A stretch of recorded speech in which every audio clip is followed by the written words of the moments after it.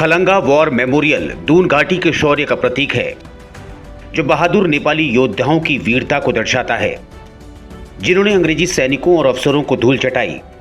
खलंगा शब्द का मतलब नेपाली भाषा में छावनी या कैंटोनमेंट होता है। सैकड़ों वर्षों से बहादुरी की मिसाल बना हुआ खलंगा वॉर मेमोरियल अपने साथ एक पुराना इतिहास लिए खड़ा है। ये मेमोरियल वीर बलभद्र की बहादुरी की निशानी है, जिनके पराक्रम का अंग्रेजों ने लोहा माना। खलंगा युद्ध की कहानी।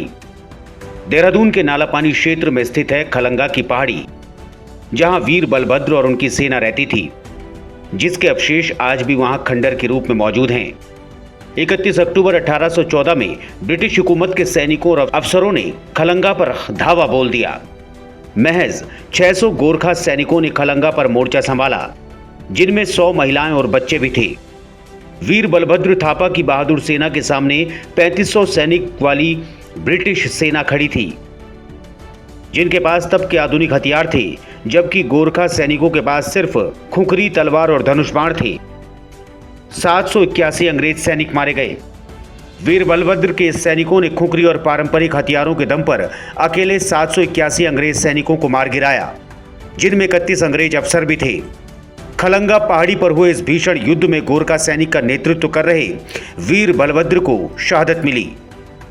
ब्रिटिश हुकूमत ने बनाई गोरखा रेजिमेंट। खलंगा में हुई इस जंग में 3500 अंग्रेजी सैनिकों का मुकाबला बहादुरी से करने वाले 600 गोरखा सैनिकों का शौर्य देखकर खुद ब्रिटिश हुकूमत भी बेहद प्रभावित हुई और उसने साल 1815 में गोरखा रेजिमेंट की स्थापना की। अंग्रेजी हुकूमत ने देश के साथ इंग्लैंड में गोरखा रेजिमेंट का होना जरूरी माना। वीर बलभद्र और उनके सैनिकों की शौर्य की गाथा बताने वाले खलंगा में सिर्फ एक स्मृति चिन्ह गाड़कर गोरखाली समुदाय ने पूजा शुरू कर दी। लेकिन अंग्रेजों ने उनकी बहादुरी को देखते हुए देहरादून की सहस्त्रधारा रोड पर खलंगा शहीदों की याद में एक स्मारक बनवाया। बहादुरी की मिसाल बना खलंगा युद्ध स्मारक ऐतिहासिक धरोहर है, जहां हर साल हजारों की संख्या में पर्यटक आते हैं।